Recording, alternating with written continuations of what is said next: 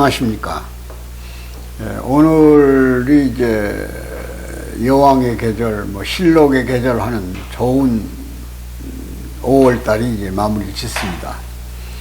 내일이면 이제 6월 1일 대한민국에서 동시에 지방선거가 실시됩니다.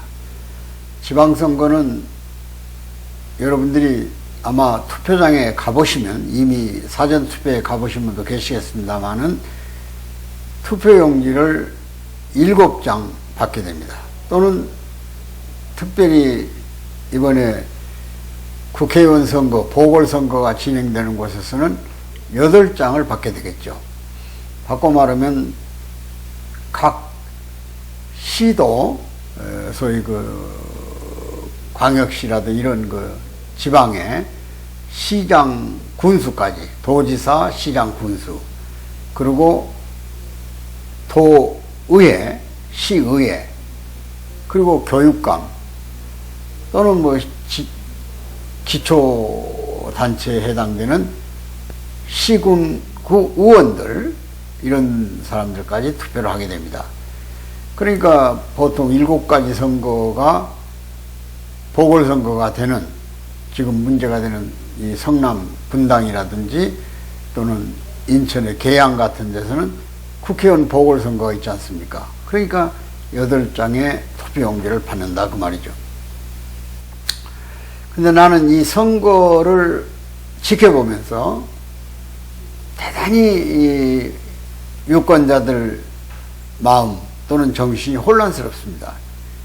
왜냐하면은 동시다발적으로 선거가 이루어지니까 이 후보자를 검색할 수 있는, 집에 달랑 보내온 소위 선거관리위원회에서 보내준 투표에서 후보자에 대한 경력이죠. 이런 사항, 또 정당의 소위 지금 우리나라의 현실로 보면 민주당이냐 국민의힘이냐는 우선순위가 있는 정당들, 외 정당들까지도 표현이 되긴 됩니다만은 녹색당이니 진보당 이런 정당들에 대한 이해도가 엄청나게 낮습니다. 특히 거기다가 이제 교육감은 또 정당 표시가 없어요. 근데 일반적으로는 교육감도 진보 성향이냐 보수 성향이냐, 그럼 정책으로 이걸 구분하게 되면 보수 지향의 교육감은 국민의힘을 대표하고 진보 지향의 교육감은 민주당을 지향한다, 이렇게 구분할 수밖에 없어요, 마음으로. 근데 막상 투표 용지를 받아보면 정당 표시가 없다 그런 얘기죠. 그러니까 상당히 연로 신분이나 약간 정치적으로 조금 깊은 관심을 못 가지신 분들은 상당한 난해한 입장에 처하게 됩니다. 제가 실제로 우리 가족 구성원 가운데서 투표장에 갔다 와가지고 교육감 선거에는 찍을 수가 없었다, 이렇게 얘기하는 보고를 들은 바도 있습니다. 존경하는 애청자 여러분, 우리 한국의 현실적 정치제도가 정말 온전한 것인가 되돌아보게 됩니다. 그래서 오늘 주제를 민주주의와 선거제도, 이렇게 한번 다뤄봤어요. 민주주의와 선거제도. 지금 많은 정치학자들로부터 이 땅에 사는 사람들은 민주주의의 가치를 높이 평가합니다. 왜냐하면 사회주의하고 대비할 때 민주주의는 자본주의를 끌어안고 있고 사회주의는 공산주의를 끌어안고 있어요. 그러다 보니까 민주주의를 선택한 나라에서는 자유가 가장 기본이 되죠. 그리고 자유롭게 생산한 모든 제품에 대해서 분배를 가능한 평등하게 해야 되고, 분배를 공정하고 평등하게 하다 보니까 여기서 발전한 제도가 사회복지제도입니다. 복지라는 개념으로 가장 그늘진 곳, 낮은 곳을 돌봐서 국민이 가능한 최소한도 생활을 할 수 있도록 보완을 해주는 거죠. 근데 공산주의는 자유는 극도로 제한하면서 평등을 원칙으로 하다 보니 평등이라는 게 가능한 얘기가 아니다 그런 얘기죠. 분배는 평등할 수 있을 겁니다. 그러나 욕구가 각기 다른데, 기준이 다른데 그 만족도가 있을 수 있냐 그런 얘기죠. 불가능하죠. 그러니까 결과적으로 그 속에도 불만이 또 생기는 겁니다. 얼른 생각 무상으로 모든 걸 분배한다고 해놓으면은 식량 배급제로부터 시작해서 심지어 교육, 의료, 복지 모든 게 다 평등해진다는 원칙 밑에 정치제가 수립될 수 있어요. 그러나 그것이 진정한 평등이냐 그런 얘기입니다. 예를 들면 같은 시간에 노동을 했어요. 근데 노동 가치가 각기 달라요. 예를 들어서 땅을 판 사람하고 반도체를 만든 사람을 비교해보자 이게야. 땅을 판다는 말이 조금 비약적이라면 신발을 만드는 사람과 반도체를 만드는 사람들의 가치도 다를 뿐더러 소득이 다릅니다. 그러니까 분배도 당연히 달라지는 게 사실상 평등이죠. 근데 이걸 똑같은 개념으로 집어넣으면 평등이라는 개념 밑에 소득이 줄어들어 버린다고 말해요. 생산이 안 돼요. 왜 내가 부지런히 일해가지고 똑같은 돈을 받느냐 이렇게 나올 수 있어요. 그러니까 정치적으로 이미 사회주의는 자본주의에 완전히 패배했어요. 그래서 사회주의 몰락을 우리는 소련 제국의 몰락에서 보는 거예요. 그렇다고 지금 소련이 완전한 자본주의 국가로 돌아간 건 아닙니다. 그러나 중국에서 바라보듯이 중국 자체도 정치제도만은 사회주의를 하고 경제제도는 시장경제를 한다 그러지 않습니까? 그러니까 이미 자본주의하고 사회주의에 서로 대등한 입장에서 경쟁은 끝났습니다. 다만 자본주의도 몰인정한 부분이 있기 때문에 감성 자본주의 또는 4.0 자본주의를 얘기하고 있어요. 자본주의도 사회주의의 대안은 아니다.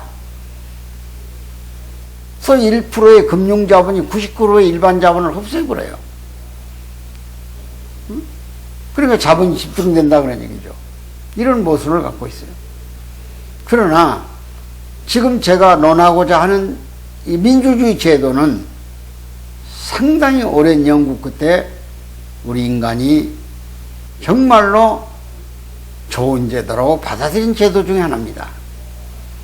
그 연호는 지금부터 약 기원전 500년 전으로 거슬러 올라가요. 그리스란 나라에서 출발했다고 보죠. 데모크라시, 대중정치죠 일종의. 그럼 그리스는 여러분이 잘 알지만 지형적으로 협곡이 많은 나라예요.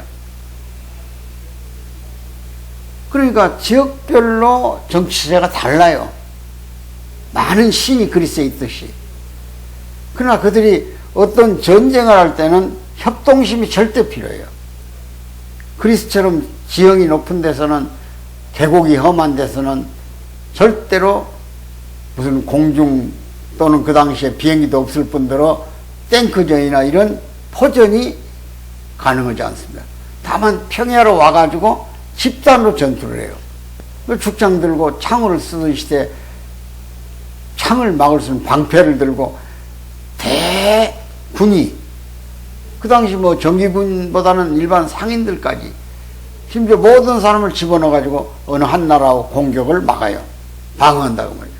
거긴 절대 협동체제가 필요한 거예요. 협력체제가. 거기서 대중이란 무엇인가? 대중의 의사소통이 원활해야 되고, 그 대중끼리 감성이 서로 통해야 되고, 대중끼리 서로 어떤 동등한 관계를 가지고 방어를 해야 된다는 개념이 확산되다 보니까 이것이 민주정치로 발전되어 온 것으로 지금 모든 기록들은 적고 있습니다. 그러다가 갑자기 그 안에 왕정도 있었고 공화정도 있었고 이런 정치제가 있었지만은 2차 대전이 끝나면서 2차 대전에 승리한 나라가 미영불 소련이 참가를 해서 소련까지를 계산합니다만은 미국, 영국, 프랑스가 다 적어도 민주정을 하던 가치 동맹체제들이에요. 소련은 그 당시 피해를 많이 보고 또 독일을 패배시키기 위해서는 피해를 가장 많이 본 소련의 적극적인 개입 필요 없기 때문에 전쟁의 승전국이 됐습니다마는 그것 때문에 피해가 많아요. 유엔을 만들 때 평화를 위한 기구 아닙니까? 거기에 종교 담당 기구를 설치하지 않았다고 말이야. 유엔에 수십 개 국제기구가 있지 않습니까? 심지어 국제재판소까지도. WHO라고 하는 보건기구도 다 유엔 산하에 있는 거 아닙니까? 인권조직으로부터, 단체로부터. 그런데 종교 때문에 전쟁이 난 건 역사적 현실이잖아요. 십자군 전쟁 300년 가까이 11세기 13세기까지 그 다음에 장미전쟁, 영불전쟁이죠. 그것도 종교적이에요. 100년 전쟁. 이런 전쟁들 때문에 지금도 IS 소위 테러 집단들에서 전쟁을 하고 있는 나라들이 많고 그 외에도 종교적 분쟁은 심지어 민족 분쟁을 불러오고 또 인종 청소까지. 지금 우크라이나족이 러시아하고 싸우는 것도 깊이 들어가면 그런 연원이 있어요. 그러니까 결과적으로 민주주의라고는 가치 동맹을 가진 나라끼리는 전쟁이 없더라. 그래서 이번에 바이든이 와서 우리 윤석열 대통령하고 회담할 때 가장 깊이 있게 다뤄진 부분이 군사동맹, 경제동맹, 기술동맹, 그 깊숙이 내면을 차지하고 있는 것이 가치동맹이에요. 그 민주주의, 우리가 참 2차 대전 이후에 많은 나라가 민주주의를 받아들였어요. 그래서 보편화됐어요. 그러나 나라마다 민주주의를 성숙시키는 데는 그 환경이, 그 나라를 둘러싸는 환경, 경제적 여건, 또 민족 의식의 여건, 국민 문화의식의 여건, 여러 가지가 복합되면 민주주의가 성숙하는 거예요. 그러다 보니까 또 나름대로 민주주의가 수백 종이 생겨요. 심지어 기독교 민주주의, 독일 같은 기독당이란 기독교 민주주의 정당 아닙니까? 그 다음 민족민주주의 또는 교도민주주의, 신생민주주의, 별의별 놈의 민주주의가 그 나라의 퍼스널리티를 중삼고 형성되는 거예요. 문화적 배경을 중삼고 또 경제적 여건에 따라서 정치는 발전해요. 참 지금도 저는 아주 심각하게 생각하면서 정말 마음으로 가능했을까? 어떻게 우리가 초기에 48년 정부를 출범할 때 이승만 대통령이 미국으로부터 민주주의를 직수입했어요. 그래서 우리 헌법은 민주주의 최고 가치에 있는 거예요. 지금 사실 열어보면.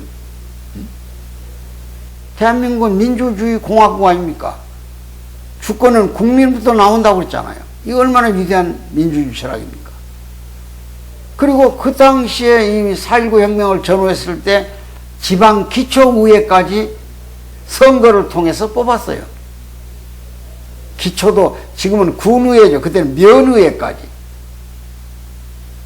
자, 인도 같은 나라는 지금도 기호를 못 쓰고 짐승을 형상화시켜가지고 코끼리다, 무슨 뱀이다, 그 다음 돼지다, 이런 걸 기호로 대신 쓰고 있지 않습니까?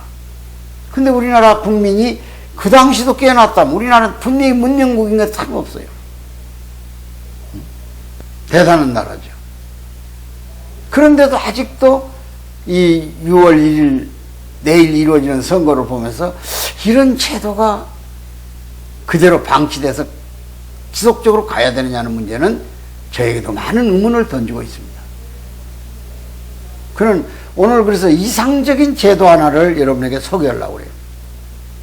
저는 영국을 많이는 못 가봤어도 2차례 가봤습니다. 영국의 선거를 한번 기억할 필요가 있어요. 왜냐? 입헌 군주국가입니다. 영국도 사실은. 여왕 있지 않습니까? 그러나 민주주의로서는 상당히 선진국가고 모범국가로 알고 있어요. 뭐 그래도 남녀에게 선거권이 제일 처음에 주어진 데는 영국이기 때문에 미국도 그 다음에 한참 있다가 선거권이 주어졌지 않습니까? 평등하지 않았다 그런 얘기예요. 근데 영국은 의회 민주주의가 발전한 나라의 하나입니다. 근데 영국 국회 선거 하나를 예를 들면 그 사람 선거 일정일을 두고 우리처럼 선거 운동을 일시하지 않아요. 항상 광고, 소위 말하면은 광고를 붙일 수는 없고 판에, 벽보판에 자기 후보자를 소개합니다. 뭐 4년 동안 내내 소개를 해요. 근데 가서 신기한 것은 제일 처음에 재산을 적습니다. 나 동산, 부동산 총 얼마다. 근데 나를 당선시켜주면 내가 가지고 있는 재산 중에서 얼마 정도를 여러분 지역사회를 위해서 기여하겠다. 이게 딱 자기 홍보를 해요. 물론 100%는 아니더라도 대부분 그렇게 하는 걸로 알고 있어요. 그리고는 당선이 되면 또 전문성을 기록해요. 나는 축산 전문가다. 나는 농업 전문가다. 나는 중공업 전문가다. 이런 전문성을 소개해. 왜? 그 지역의 특성에 맞게 농촌 출신 농촌 전문가가 필요한 거야. 심지어 종자 전문가도 있어. 종자. 농촌에 심는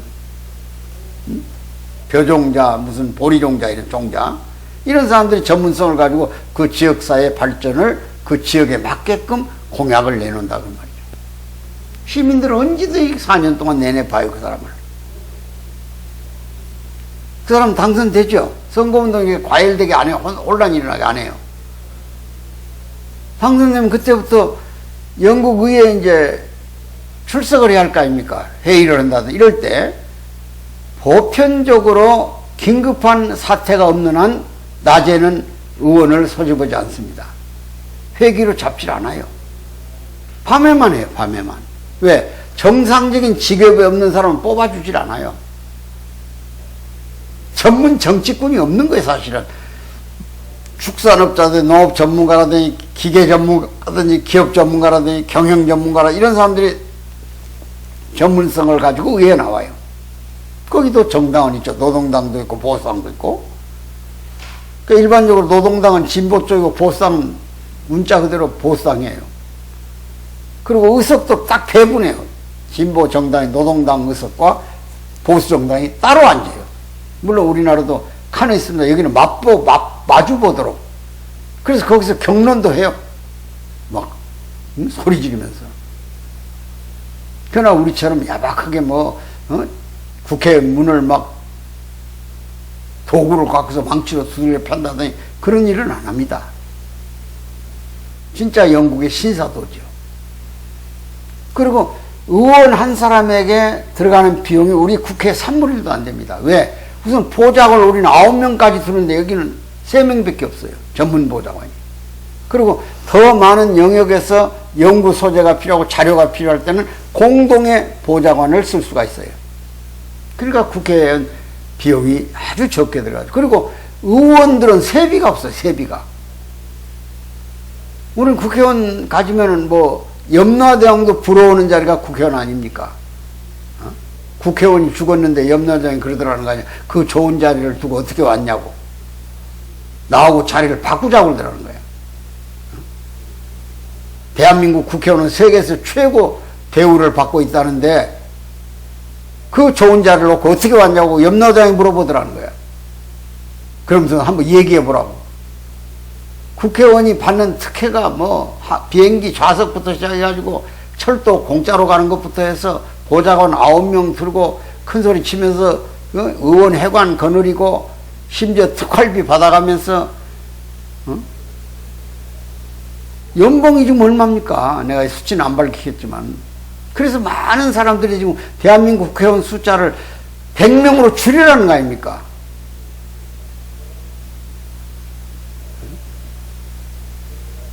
이렇게 지금 의회 의원들이 불신을 받고 있어요. 지방의회도 처음에는 자원봉사 쪽으로 하더라고 했다가 지금은 세비가 거의 확정적으로 다 지방자치에서 주고 있고 심지어 외국에 매년 연수 간다고 해서 관광 가고 다니고 이게 국민들로부터 불신을 받고 있어요. 그다음에 선거구 같은 거 잘못되어 있어요. 차라리 소선거구로 해서 차라리 소선거구가 아니면 대선거구로 해야 돼요. 인구가 적어도 대표권 하나를 가져야 돼요. 미국의 상원 보세요. 50석이지 않습니까? 50석. 50개 주니까. 알래스카, 대한민국 영토의 15배예요. 그런데 거기도 한 명 나와요. 100명, 상원 100명. 2명 나와요. 하와이, 제주도에 3분의 1밖에 안 되는데 거기도 2명 나와요. 근데 알래스카는 대한민국 국토 15배인데 2배 나오고 그 대표권이 있어요. 근데 지역에서 인구가 적다고 해서 큰 지역에다 편입시켜 놓으면 반드시 인구가 많은 쪽에서 정치인 나오고 인구 없는 데는 정치인이 안 나와요. 또 기초의원도 4개 면 단위를 합쳐가지고 3명을 뽑는다 이러면은 인구가 많은 지역 사람이 당선되니까 적은 데서 못 나오면 대표권이 없다고 말이에요. 우리처럼 연고주의, 지역주의가 강한 나라에 특히. 그러니까 정치의 소멸이에요, 이게. 이거 다시 연구해야 돼요. 지금 이번 선거 7개, 8개 찍는데, 누군지 어떻게 알겠어요, 이거. 더군다나 교육감 선거 같은 것을 독자적으로 해보면요, 투표율이 15%도 안 나와요. 그럼 15%를 대변하는 사람이 어떻게 교육감이냐, 이게요. 그 지역은 규모는 큰데, 도천역인데. 그러니까 이런 것들을 한 번 더 전면 검토해가지고 정치개혁을 해야 할 필요가 있다고 말이에요. 정치의 혁신을 노래할 필요가 있다 그런 얘기죠. 그런 면에서 오늘 대한민국의 민주주의와 선거제도를 고민해 보는 거예요. 하나 제가 또 전라북도에서 제가 남원 순창 지역에서 국회의원을 출마한 적이 있어요. 근데 순창은 전라북도입니다. 근데 순창 지역이라는 지역이 광주 TV를 보고 있어요. 전부가 광주 라디오를 듣고. 전주 방송은 거리적으로나 산악이 많아서 안 들려요, 잘. 전파가 잘 안 잡혀요. 그러면 그 후보자가 유권자를 향해서 하는 공약을 설명할 때 후보자가 스스로 선택하는 그 지역 주민이 잘 듣는 방송을 선택할 수 있지 않을까 아닙니까? 근데 전라북도 사람은 전주 방송에서만 해야 된다 이렇게 규정되어 있어, 선거법에. 그럼 청취도 안 되는 지역에 가서 방송을 해야 되는 거예요. 물론 전혀 안 되는 건 아니겠죠. 그 청취하는 지역도 있으니까. 이런 모순이 어디 있습니까?